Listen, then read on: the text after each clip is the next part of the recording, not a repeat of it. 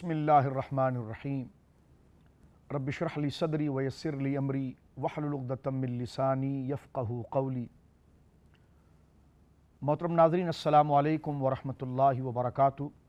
Programme یا ربنا کے ساتھ ہم آپ کی خدمت میں حاضر ہیں۔ رمضان شریف کا یہ مبارک مہینہ شروع ہو چکا ہے اور اپنی رحمتوں کے ساتھ، اپنے کمالات کے ساتھ، اپنی عظمتوں کے ساتھ ہمارے درمیان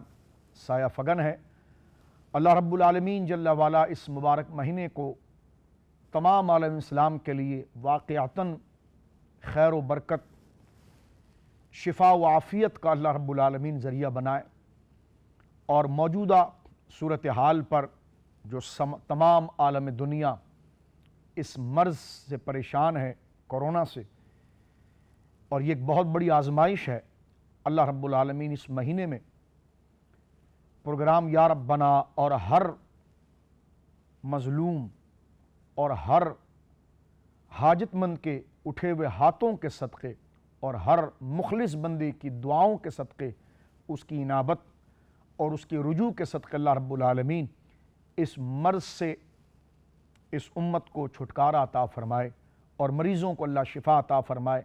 اور یہ پروگرام دیکھنے والے، سننے والے میرے تمام بھائی بہنوں کو مجھ سمیت اللہ رب العالمین جل وعلا اس سے محفوظ فرمائے۔ اس پروگرام کا فارمیٹ یہ ہے کہ ہم حضرات انبیاء کرام علیہم السلام کی مبارک زبان سے جاری شدہ وہ مقدس کلمات، وہ مبارک دعائیں، اور اللہ رب العالمین جل جلالہ وعز اسمہ کی بارگاہ میں التجا کا وہ نیازمندانہ انداز اور وہ عجز و انکساری کے وہ کلمات کہ جس کو اللہ رب العالمین نے درجہ قبولیت عطا فرمائی، اور پھر قیامت تک کے مسلمانوں کی طرف یہ اشارہ ہو گیا کہ اگر وہ رب سے رجوع کرنا چاہتے ہیں تو اپنے دلی جذبات اور اپنے مطالبات کو اللہ کے حضور عرض کریں، لیکن اگر اس کی بنیاد اپنے دلوں کو تازہ کرنے کے لیے، اپنی نیتوں کو درست کرنے کے لیے، اپنے شوق کو اللہ کی طرف راغب کرنے کے لیے، اور زبانوں کے ساتھ ساتھ دل میں اصلاً یاد الہی کو دعوت دینے کے لیے، وہ سما بنانے کے لیے اگر وہ چاہتے ہیں ان تمام چیزوں کو، تو وہ قرآنی وہ دعائیں جو حضرات انبیاء کرام کے مبارک واقعات میں، حالات میں ذکر کی گئی ہیں، اس کو ضرور بروئے کار لائیں۔ آج ہم جس دعا کی طرف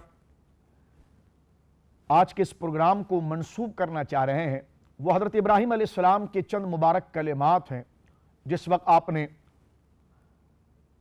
اللہ رب العالمین کے حکم سے اپنی زوجہ محترمہ سیدہ ہاجرہ رضی اللہ عنہا اور گود کے بچے اللہ کے نبی حضرت اسماعیل ذبیح اللہ علیہ السلام کو لے کر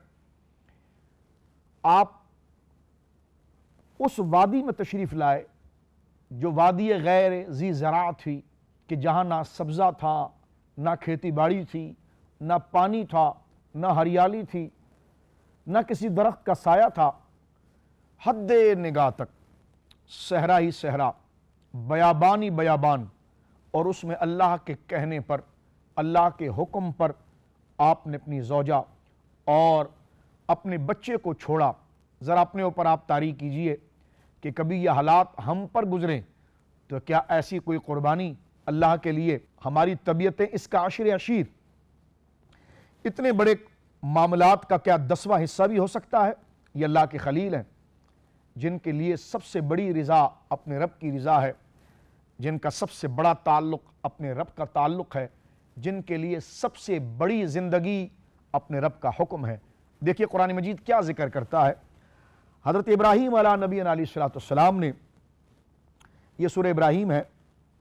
اور اللہ رب العالمین جل وعلا ان کے اس واقعے کو قصے کے طور پر اللہ خود ذکر کرتا ہے کہ حضرت ابراہیم نے کیا کہا تھا۔ انہوں نے کہا تھا ربنا انی اسکنت من ذریتی بواد غیر ذی زرع عند بیتک المحرم ربنا لیقیموا الصلاة فاجعل افئدة من الناس تہوی الیہم وارزقہم من الثمرات لعلہم یشکرون۔ اللہ رب العالمین کا جب یہ حکم ہوا محترم ناظرین کہ اب سیدہ ہاجرہ جو آپ کی زوجہ ہیں اور حضرت اسماعیل جو گود کے بچے ہیں ان کو لے کر آپ اس جگہ پر جائیں جہاں آج بیت اللہ کعبہ مشرفہ موجود ہے مکہ مکرمہ میں، جو طوفان نوح کے بعد جس کے آثار تقریباً مٹ گئے تھے لیکن اس کی بنیادیں موجود تھیں جو مٹی کے نیچے دب چکی تھی۔ اللہ رب العالمین نے حضرت ابراہیم کو حکم دیا تو حضرت ابراہیم علیہ نبی علیہ السلام جن کی عمر کے بارے میں مفسرین لکھتے ہیں کہ تقریباً 99 سال 99 ایئر عمر اس وقت حضرت ابراہیم کی تھی جب آپ حضرت اسماعیل علیہ السلام کو اور سیدہ ہاجرہ کو لے کر وہاں پر پہنچے۔ آپ نے جب اس میدان کے اندر صحرا کے اندر دور دور تک سایہ نہیں ہے، کوئی درخت نہیں ہے، کوئی گزرنے والا نہیں ہے، کوئی آنے جانے والا نہیں ہے، آپ نے چھوڑ دیا۔ ایک چھوٹے سے مشکیزے میں کچھ پانی تھا اور چند کھجور کے دانے تھے، وہ حضرت سیدہ ہاجرہ کو دے دیے اور آپ وہاں سے روانہ ہوئے۔ اب آپ غور کیجئے، قرآن قصے کو جگہ جگہ پر ذکر کرتا ہے جس کا خلاصہ یہ کہ جس وقت حضرت ابراہیم علیہ السلام اپنی بیوی بچے کو جہاں کوئی انسان نہیں رہتا، جہاں کوئی زندگی کی سہولت نہیں ہے، اللہ کے کہنے پر آپ نے چھوڑ دیا ہے اور مڑ کر بھی نہیں دیکھتے، سیدھا جب آپ روانہ ہونے لگے تو سیدہ ہاجرہ رضی اللہ تعالی عنہا نے اپنے بچے کو گود میں اٹھایا تھا اور انہوں نے یہ جملہ کہا، اللہ امرک بہذا، اے جانے والے میرے شوہر کیا اللہ نے یہ حکم دیا ہے آپ کو؟ کیا یہ اللہ کا حکم ہے؟ اس کے کہنے پر آپ ہمیں یہاں چھوڑ جا رہے ہیں؟ حضرت ابراہیم علیہ السلام نے مڑ کر دیکھے بغیر سیدہ ہاجرہ سے کہا کہ ہاں یہ اللہ رب العالمین کا حکم ہے، لیکن سیدہ صدیقہ پاکیزہ عفیفہ وہ کیسی پاک باز خاتون تھی،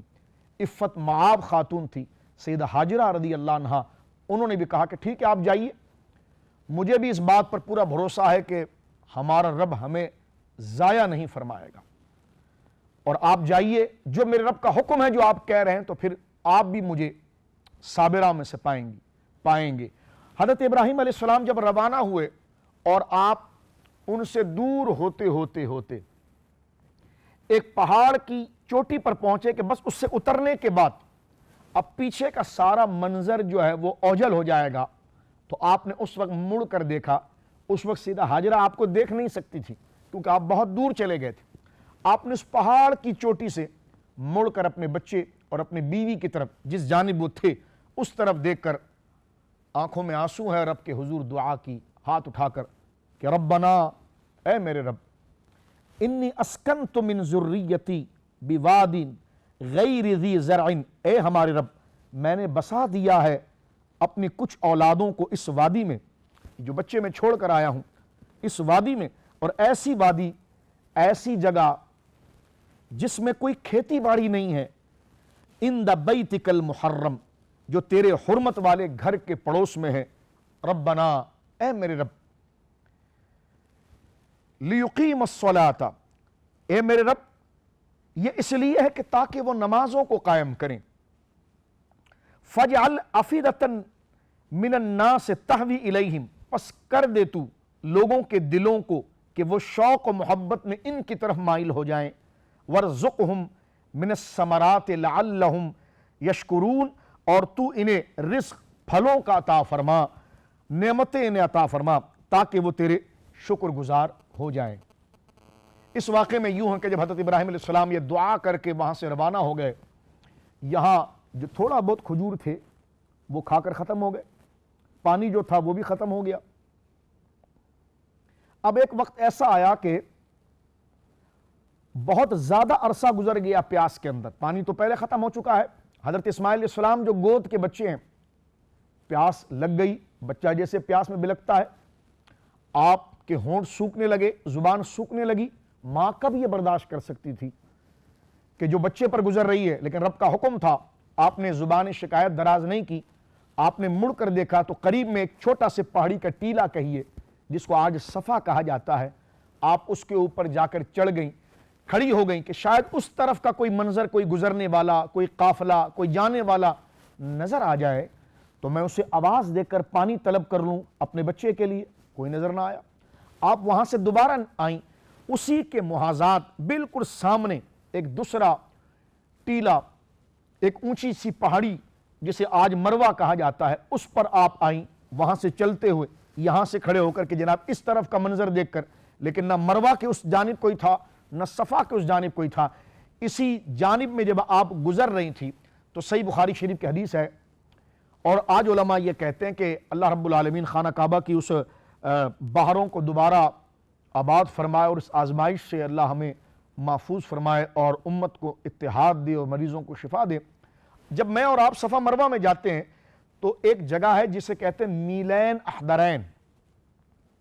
دو ہری بتیاں ہیں جس کے درمیان تھوڑا دوڑنا پڑتا ہے، مرد دوڑتے ہیں، عورتوں کو دوڑنے کی اجازت نہیں ہے 7 چکر کے دوران۔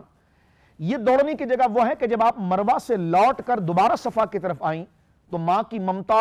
اور موجزن ہوئی، کیونکہ حضرت اسماعیل کے رونے کی آواز ہے، آپ دوبارہ دوڑتے ہوئے رغبت کے ساتھ کہ شاید اس پہاڑی پر میں جلدی پہنچ جاؤں اور مجھے کوئی گزرنے والا قافلہ نظر آ جائے اور میں اپنے بچے کے لیے پانی لے لوں، تو اس جگہ پر آپ بڑی بے قراری کے ساتھ دوڑی تھیں اور صبر و تحمل کے ساتھ کہ میرا رب ہمیں ضائع نہیں کرے گا۔ یہ بات اللہ کو پسند آئی، اور آج صفا مروہ کے درمیان خواتین تو نہیں دوڑتی ہیں لیکن مرد دوڑتے ہیں۔ صحیح بخاری شریف کے حدیث مجھے محترم ناظرین یہ قصہ اگر ہم آپ کو سنا ہی رہے ہیں تو یاد آ گئی کہ اسی جگہ میں میلین احدرین کے قریب کی جگہ میں حضرت جبریل امین اچانک آئے۔ بخاری شریف کتاب الانبیاء کی حدیث ہے کہ آپ کی دعا مقبول ہوئی اور آپ نے جب سر اٹھا کر دیکھا تو کوئی نظر نہیں آتا تھا، لیکن جس طرح پرندوں کا جھنڈ ہوتا ہے یا قریب میں کوئی پرندہ آ کر بڑے زور سے اپنے پر کو مارے، اس قسم کی جو آواز اور ساؤنڈ پیدا ہوتا ہے فضا کے اندر، حضرت سیدہ ہاجرہ کو ایسی آواز سنائی دی کہ جیسے کوئی پروں کو جھاڑ رہا ہے، اور وہ حضرت جبرائیل تھے، نظر نہیں آئے۔ تو آپ اسی طرف سر اٹھا کر گویا ہوئی کہنے لگی اغث، یہ جملہ انہوں نے کہا جو بخاری شریف میں، اغث ان کان عندک خیرا، مدد کر دے اب ہماری، پہنچا دے ہمیں وہ چیز جو تو اللہ کی طرف سے کچھ خیر کو لے کر آیا ہے۔ حضرت جبرائیل وہیں سے چلے اور جہاں پر حضرت ابراہیم علیہ السلام، حضرت اسماعیل علیہ السلام کی ایڑیاں تھی، اس کے قریب اپنے پر کو جب آپ نے مارا تو وہاں سے ایک چشمہ جاری ہوا پانی کا، اور وہ اتنے زیادہ یعنی اتنے انتشار سے تھا اور اتنے جوش سے تھا کہ سرکار دو عالم صلی اللہ علیہ وسلم کی حدیث ہے، سرکار نے ایک دفعہ ارشاد فرمایا اللہ رحم فرمائے ام اسماعیل پر یعنی سیدہ ہاجرہ پر کہ انہوں نے اسے زمزم کہہ کر منڈیر بنا کر روک دیا، فرمایا اگر وہ نہ روکتی تو یہ بہنے والا ایک بہت بڑا چشمہ ہوتا۔ سیدہ ہاجرہ نے اس وقت پانی بھی پلایا اپنے بچے کو اور وہ پھر غذا کا باعث بنا، اور پھر تاریخ کا ایک حصہ ہے وہاں یمن کے اندر قریب کے علاقے میں زلزلہ آتا ہے اور وہاں ان کا ڈیم شق ہو جاتا ہے، وہاں سے جرہم قبیلہ پانی کی تلاش میں مکہ کی طرف آتا ہے اور آسمان پر پرندوں کا جھنڈ اسے اس بات کی طرف اشارہ دیتا ہے کہ پانی یہاں پر ہے، وہ قبیلہ آ کر وہاں پر آباد ہو جاتا ہے، قبیلہ جرہم، جس میں حضرت اسماعیل علیہ السلام جب جوان ہوئے تو اسی قبیلے میں آپ کی شادی ہوئی، اور پھر ٹھیک اسی قبیلے کے اندر ایک تقریباً 12 پشتوں یا 13 پشتوں کے بعد حضرت سیدنا عدنان پیدا ہوئے، اور حضرت عدنان کی 21ویں پشت کے اندر رسول کریم صلی اللہ علیہ وسلم تشریف لائے۔ یہ وہ سارا پھر آپ دیکھیں پورا مکہ آباد ہوا، وہیں سے دین پھیلا اور نمازوں کا قیام ہوا۔ یہ حضرت ابراہیم علیہ السلام کی وہ صبر کے بعد، اس تحمل کے بعد، اس برداشت کے بعد دعا تھی کہ یا اللہ یہ کام کر دے، اور کیسا کر، ایک جملہ میں آخر میں عرض کروں، فرما فَجْعَلْ أَفْئِدَةً مِّنَ النَّاسِ، یا اللہ لوگوں کے دلوں کو ان کی طرف پھیر دے، تحوی الیہم، محبت کے ساتھ، کیونکہ یہ جگہ تو ایسی جہاں پھل نہیں ہے، ثمرات نہیں، رزق نہیں ہے، تو لوگوں کے دلوں کو ان کے ساتھ لگا دے تاکہ لوگ جوگ در جوگ اس علاقے کی طرف آئیں، تو اس علاقے کو وہ تمام بہاریں مل جائیں جو دیگر شہروں کے اندر ہیں، وَرْزُقْ مِنَ الثَّمَرَاتِ، اور طریقے کے پھلوں کو تو عطا فرما دے، اور لَعَلَّهُمْ يَشْكُرُونَ، تاکہ میری اولاد اور یہاں پر رہنے والے میری جو اولاد ہیں وہ تیرے دین کی سربلندی کا کام کریں اور ان نعمتوں کو پا کر وہ تیرے شکر گزار بندے بنیں۔ تو آج کے اس واقعے میں بھی اور دعا میں ہمیں یہ پتا چلا کہ حضرت ابراہیم کی دعا سے کہ اپنے بچوں کے لیے اللہ کے حضور دعا مانگنی چاہیے کہ وہ اللہ کے دین پر پابند رہیں، نمازوں پر پابند رہیں، اور اللہ ان کے لیے دشمن پیدا نہ کرے، اللہ ان کے لیے زیادہ سے زیادہ دل سے محبت کرنے والے لوگ پیدا کریں، اور ہمارے بچوں کے لیے اللہ رب العالمین جب تک وہ زندہ رہیں اچھا حلال رزق ان کے لیے مہیا کرے۔ یہ حضرت ابراہیم کی دعا تھی جو اپنی اولاد کے لیے تھی، اور آج میرے اور آپ کے لیے ناظرین کیا تربیت ہے، کیسی دعا میں نے اور آپ نے اولاد کے لیے مانگنی ہے، اس کا بھی واضح اشارہ اور تعلیم یہاں پر موجود تھی۔ اللہ رب العالمین یہ دعا ہر ماں کے حق میں، ہر بچے کے حق میں قبول اور مستجاب بنائے، اور اس درس کو، آج کی اس گفتگو کو میرے لیے اور آپ کے لیے ذریعہ نجات بنائے۔ وآخر دعوانا ان الحمدللہ رب العالمین۔